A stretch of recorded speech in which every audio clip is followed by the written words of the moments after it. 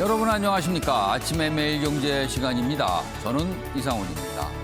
태풍이 지나갔지만요, 또 하나의 걱정거리가 생겼습니다. 안 그래도 많이 오른 채소값, 과일값이요, 또 한 번 들썩이게 생겼습니다.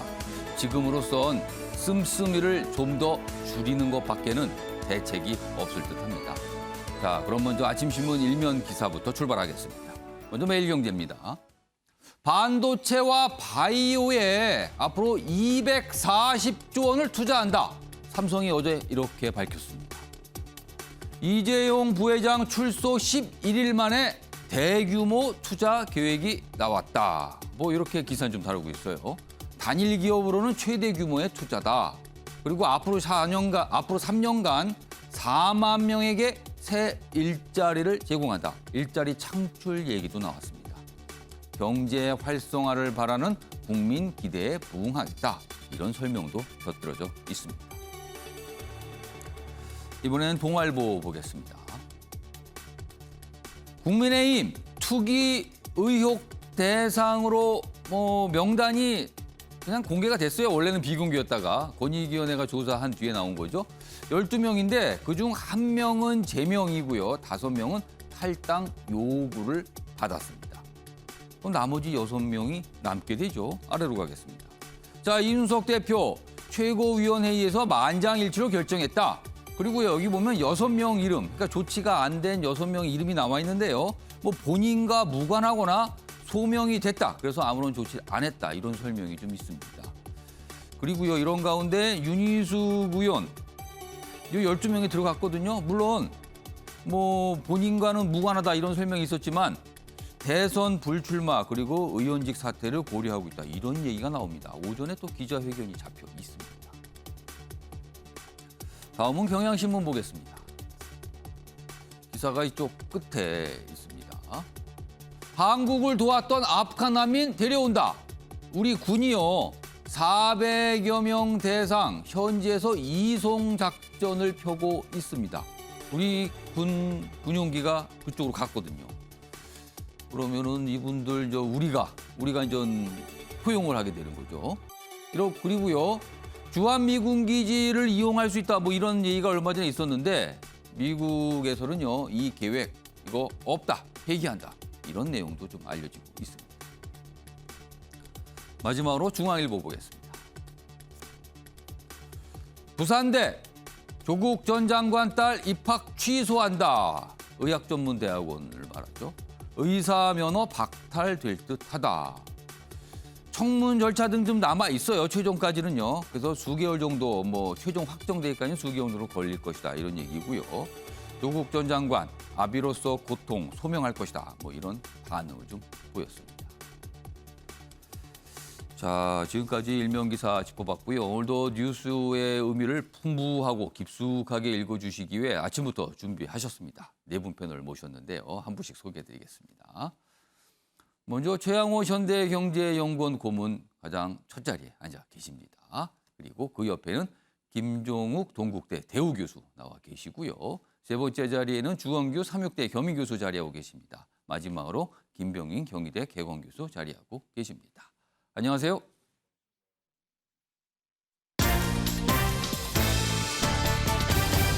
오늘 다룰 주요 이슈들을 4가지 키워드로 정리했습니다. 아침을 여는 키워드 8월 25일 수요일 순서 화면에 준비되어 있습니다. 첫 번째 키워드 보겠습니다.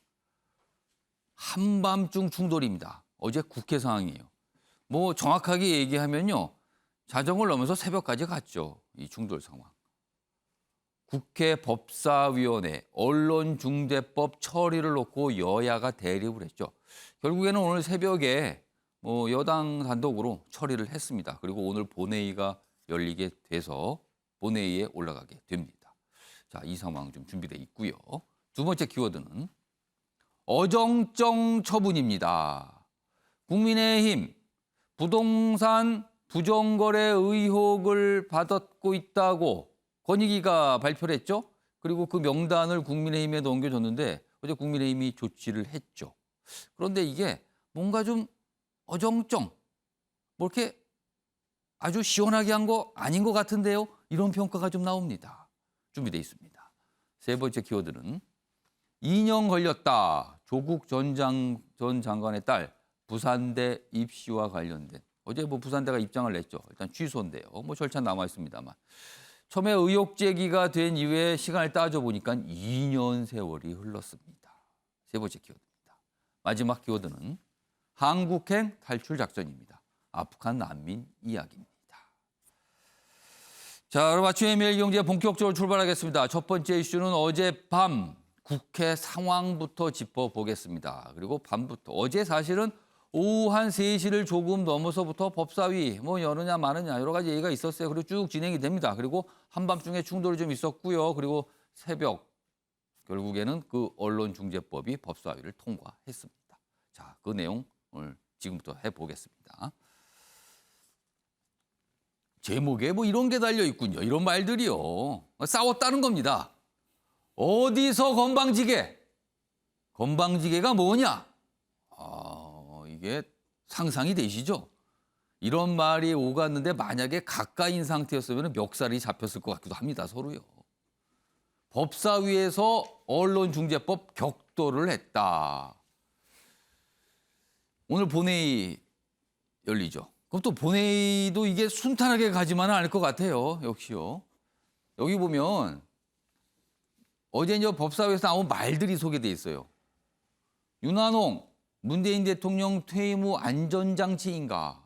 김기현 통과 때 민주주의 붕괴 시발점이다. 여당은요. 국민의 가짜뉴스 피해 회복이 핵심이다. 왜 엉뚱한 소리를 합니까? 또 이렇게 또 반발했죠. 기사로 보면 뭐 사진도 있지만 그렇게 실감은 안 나실 것 같아요. 그래서요. 어제의 모습 영상으로 준비했습니다. 보시죠. 그대 여당 규탄한다. 집권 여당 규탄한다. 언론만 살 언론 장악. 민주당은 중단하라. 중단하라. 중단하라. 중단하라. 정윤의 문건, 청와대 문건 유출 사건이 있었어요. 장관님 기억하실 거예요 아마. 제가 뭐 대책팀장이었습니다. 그러니까 그때 언론 자유 보장하라 그러면서 취재원 보호법까지 발의했죠. 민주당 내에 표현의 자유 특위 및 피해 신고센터까지 만들었어요. 이렇게 언론 자유를 외치며 권력을 비판하다가 그 불이익을 보도는 존경하는 의원님 그 보도는 가짜 뉴스가 아닙니다. 이렇게 피해 신고센터까지 만들 정도의 민주당이 이제 와서는 자신들에 대한 가짜 뉴스다. 자신들에 대한 비판이 정당하지 못하다. 해명하면 되는 거 아니겠습니까? 만약 2015년에 그 뉴스에 근거해서 박근혜 정부가 나오잖아요. 적절한 대책을 세웠더라면 국정농단을 막아줄 수 있었습니다. 들어볼 제가 그래서 말씀드리는 가정과 상황이 지금과 그 당시는 너무나 다르다. 아직 답변을 라는 안 것을 줬어요. 법사위원장이신 장관! 권 의원님께서 너무 잘 알고 계시지 않습니까? 묻지도 않았는데 왜 답변하냐고 도대체. 어디서 배워버리죠? 다른 의원님들이야 그렇게 할 수 있다고 생각합니다. 그러나 훈계하고 가르치네 아주. 법사위원장을 하신 권 의원님은 그렇게 하시면 안 된다고 가만 생각합니다. 있어요. 묻지도 않았는데 어디 건방지게 답변하고 있어 도대체. 무슨 말씀이십니까 지금? 뭐하는 짓이야?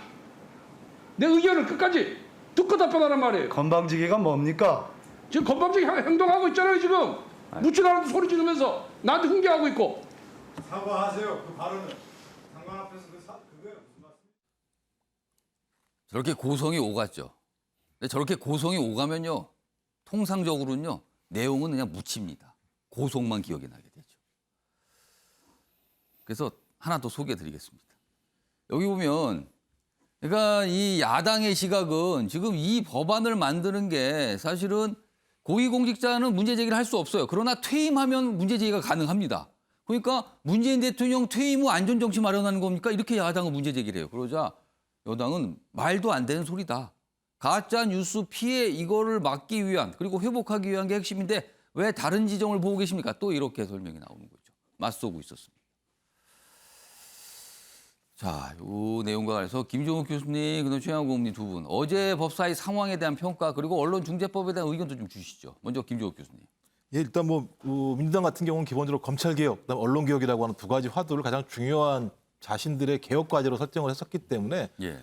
검찰개혁 그다음에 이제 언론개혁이라고 하는 단계를 밟는 것 같아요. 그리고 적어도 이제 180석을 가졌던 임기 초기에 예. 이 문제를 갖다가 빨리 좀 통과를 시키는 것이 개혁의 동력을 만들 수 있다는 생각을 하는 거고 거기에 이제 언론중재법의 핵심적인 내용들 이제 국민구제라고 하는 측면들을 통해서 그러니까 가짜 뉴스로부터 피해를 보는 사람들을 구제한다라고 하고 는 내용이 있는데 제가 볼 때는 그럼에도 불구하고 상당히 많은 논란들이 제기될 수밖에 없는 게 이제 법사위 전문위원도 마찬가지입니다만 예. 이 법대로 진행을 하게 되면 표현의 자유나 언론의 자유를 훼손할 수 있는 소지가 있다라고 분명히 제기를 한 측면들이 있고요.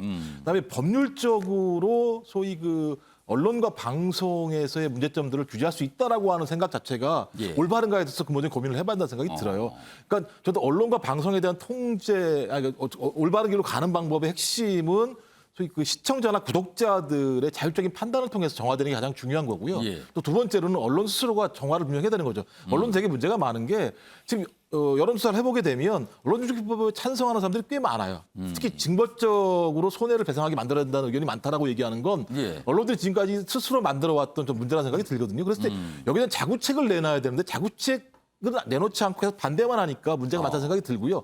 이런 것을 전제로 한 다음에 법이 예를 들면 보충적으로 적용이 돼야 되는데 제가 볼 때 지금 상황 상대 법 만능으로 가는 측면들이 분명히 있기 때문에 저는 좀 시간을 가지고 충분히 토론할 필요가 분명히 있다라는 생각이 들어요. 저는 그래서 좀 민주당이 본인의 개혁 과제로 언론 개혁을 잡은 건 충분히 이해가 됩니다만 예. 그것들을 관통시킬 수 있는 방법과 관련해서는 근데 너무 좀 밀어붙이기 방식이 아닌가 생각이 들기 때문에 여당은 왜 이렇게 밀어붙이는 겁니까? 그럼? 지금이 아니면 제가 통과할 수 없다고 보는 거죠. 자, 아시겠습니까? 검찰개혁 같은 경우도 마찬가지입니다만 초반에 그 상황 자체에 많은 국민들이 지지했음에도 불구하고 국회 내에서 야당의 반대 때문에 상당히 많은 곤욕을 치렀었고 예. 이런 측면들이 있기 때문에 올해 내에 제가 볼 때는 언론중재법을 통과시키자라고 하는 것이 내부의 방침이었던 것 같아요. 그런 측면에서는 지금 빨리 통과시켜야 되겠죠. 왜냐하면 예. 12월, 11월로 가게 되면 대통령 본 경선이 이제 시작되기 때문에 그때 가게 되면 더 큰 논란이 될 수 있는 측면이 분명히 있었어요. 하지만 전 그럼에도 불구하고 소위 언론 자유 또는 국민의 표현의 자유를 갖다 훼손할 수 있는 부분들이 분명히 있다라고 얘기한다면 예. 저는 강행 처리 방식보다는 적어도 좀 국회 내에 더 많은 토론 예. 그리고 또 사회적인 토론을 통해서 많은 논란이 되는 부분들에 대해서 합의를 만들어가는 과정들이 더 중시돼야 된다고 저는 생각을 합니다. 최영구 의원님, 언론학자나 법률 전문가들의 의견이 최근에 좀 소개가 많이 되어 이와 관련해서. 근데 그중에 한 대목은 이 법이 통과가 되어 시행이 되더라도 이건 위헌 가능성이 꽤 있다. 이런 평가가 좀 있거든요. 그렇죠. 언론의 자유라든가 표현의 자유에 대한 뭐 억압이 들어오는 부분들이 있기 때문에 예. 자, 뭐 멀리도 안 가더라도 7월 달에 한국기자협회 57주년 창립기념날 문재인 대통령께서 이런 말씀을 하세요. 언론 자유는 민주주의의 기둥이다 그랬거든요. 그러니까 언론 자유를 더 확보해주고 더 이것이 우리 국민들이 더 즐길 수 있는 자유롭게 쓸 수 있는 부분들로 가야 되는데 예. 이것을 제한하는 부분들이 굉장히 지금 이 법에는 지금 담겨 있기 때문에 그런 부분들은 바로 뭐 헌법소원으로 갈 수밖에 없는 그런 구조를 갖고 있습니다. 우리 김기욱 교수께서 굉장히 뭐 좋은 지적을 해주셨는데 예. 이것이야말로 사회적 수의가 없이 간다면은 이거는 한쪽 편으로밖에 뭐 만족스러운 그런 결과가 나오면 이것으로 인한 사회적 손실과 또 편가르기는 예. 진짜 어마무시할 겁니다. 현재 우리나라에 지금 뭐 전체적으로 보면 우리가 아프게 비난하는 게 우리가 예. 양분화돼 있지 않습니까? 예. 그리고 언론들도 우리가 보면은 한쪽 면만 보도를 하는 그런 뭐 이런 양분되는 부분. 그다음에 원래 뭐 취지가 있더라도 일부분만 보도하는 부분. 예. 다 이런 것들이 사실 국민 눈에는 가짜 뉴스로 보이는 거거든요. 그래서 그런 걸 어떻게 조합하니까. 그래서 법적인 어떤 테두리를 만들고 언론계의 자발적인 그런 개혁이 이것은 포함이 돼야 되는 부분이기 때문에 예. 이렇게 밀어붙일 일이 절대 아닙니다. 지금 뭐 사실 이번 국회의원 임기를 보면 굉장히 예. 초기지 않습니까? 예. 굉장히 수기할 시간이 많아요. 그리고 170석, 180석 갖고 있기 때문에 계속 앞으로 2년 동안 충분히 논의를 해가면서 예. 그런 이 성과를 내야지 이거를 밀어붙이는 데는 진짜 명분과 뭐 아무런 그다음에 이 소위 말하는 사회적 손실에 대해서의 예. 어떤 대응책 이런 것들이 부재한 상태에서는 이것이야말로 편가르기에 아주 뭐 정점을 찍을 수 있는 부분들로 갈 수밖에 없다 이렇게 보여집니다. 여러 가지 지적 그리고 반응들이 있어요. 다음 기사도 역시 그 맥락입니다. 여당 원로, 언론법 강행은 자충수가 될 것이다. 약간 걱정을 하는 목소리를 냈죠.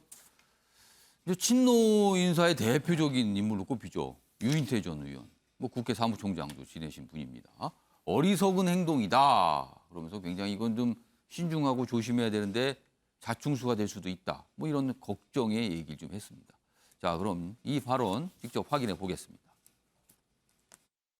그 쫓기듯이 뭐 이 상임위원장, 법사위원장 뭐 넘어가고 하면은 이거 못하지 않겠냐는 조급함 때문에 그리고 또 워낙 국민적 지지가 굉장히 높았던 법안이고 하니까 밀어붙이려고 하는데 저는 조금 한 템포 쉬어가는 게 내일 처리하는 거는 지금 이런 환경 속에서 하는 거는 좀 굉장히 자충수가 될 거라고 봅니다.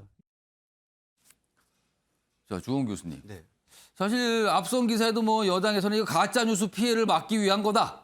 그런 거 예방 차원이다. 이렇게 강조하고 있는데요. 근데 가짜 뉴스 꼭 뭐 가짜 뉴스의 수준까지는 아니지만 좀 근거가 빈약한 여러 얘기나 주장, 뭐 소식들 정치인 또는 정치인 관계자들 통해서 나오는 경우 굉장히 많습니다. 그리고 이른바 유튜브 채널을 통해서 나오는 문제가 되는 뉴스 굉장히 많습니다. 자, 그건 어떻게 되는 거죠, 그럼? 이제 저는 강행이라는 거에는 동의하기 좀 어렵습니다. 사실은 수기의 시간이 길었고요. 예. 언론개혁은 예전부터, 이전 정권부터 계속해서 논의되어 왔던 거기 때문에 이제는 강행이 아니라 당연히 무르익었다라는 판단이 들지만 예. 전 자충수라는 말씀에는 동의가 되는 게 어. 지금 앵커님 말씀해 주신 것처럼 이 가짜뉴스를 통해서 국민들의 그런 고통과 피해를 회복한다라는 그런 핵심의 조항들이 지금 다 빠져버렸다. 거기에 핵심이 있다고 생각합니다. 원래 초안에서는 유튜브나 SNS에서 발발하는 가짜뉴스를 근절하는 거에 징벌적 손해배상을 포인트로 줬는데 그게 어느 순간 빠지고 소위 말하는 레거시 미디어를 견제하는 수단으로 이게 지금 변질되고 있다는 게 저는 이 중재안의 가장 큰 맹점이 아닌가 그렇게 보고 있습니다. 왜냐하면 이게 역차별이 될 수가 있어요. 잘 아시겠지만은 지금 가짜뉴스라고 말할 수 있는 것들은 이제는 SNS나 유튜브를 통해서 남발하고 있는 경향들 거기서 수많은 명예훼손이나 중과실을 호소하고 있거든요. 예. 그러면 정말 가짜뉴스를 보호한다고 한다면은 우리 소시민이나 소상공인의 그 가짜뉴스를 보호하려고 한다면은 그 레거시 미디어가 아닌 1인 미디어에 대한 견제도 함께 줬어야 되는데 그게 지금 빠져버리면은 이게 역현상이 일어나고 어떻게 보면 정론화되어야 될 레거시 미디어를 위축시키는 표현의 자유를 위축시키는 안 좋은 악순환 결과를 잉태할 수 있다. 예. 그렇기 때문에 이 부분은 이 수기가 필요한 부분이 아니라고 생각을 하더라도 예. 이 개정안에 대한 이 항목들의 헐거움을 꼭 보완했으면 하는 마음 거기에는 조금 중심이 되어야 될 것 같습니다. 그러니까 실효성 측면에서 조금 문제가 있다. 이런 말씀이네요. 그리고 아까 가짜 뉴스 보호인데 생략이 된 거죠. 가짜 뉴스로부터의 보호. 이렇게 설명하신 거예요. 제가 추가 설명을 드리겠습니다. 김명희 교수. 예. 어제 법사위 박범계 장관이 출석을 해서 뭐 질문 답변 뭐 이렇게 오갔어요. 그리고 아까 뭐 언쟁이 그렇게 고성도 나왔는데 장관이 출석해서 이제 뭐 법 관련된 설명도 좀 하고 본인의 어떤 생각도 좀 밝혔는데 그런데 지금 청와대는 침묵하고 있습니다. 네.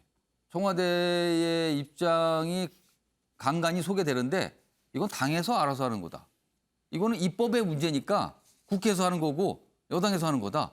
왜 청와대에 묻습니까?라는 약간 이런 반응이에요. 네. 이건 아무래도 어떻게 보세요? 부담스러운 상황일 수 있겠습니다만은 어제 박범계 장관의 답변 태도, 문재인 정부를 대표하는 내각의 책임자 아니겠습니까?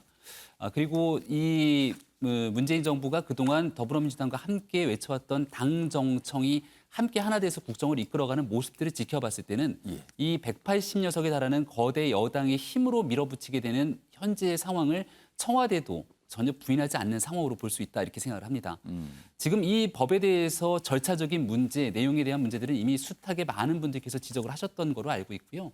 저는 왜 무리하게 대통령 선거를 앞두고 집권당이 당 내에서도 여러 전문가들로부터도 또 진영 내에서도 비판의 대상이 될 수 있는 이 법안을 무리하게 처리하려고 하는 것인가.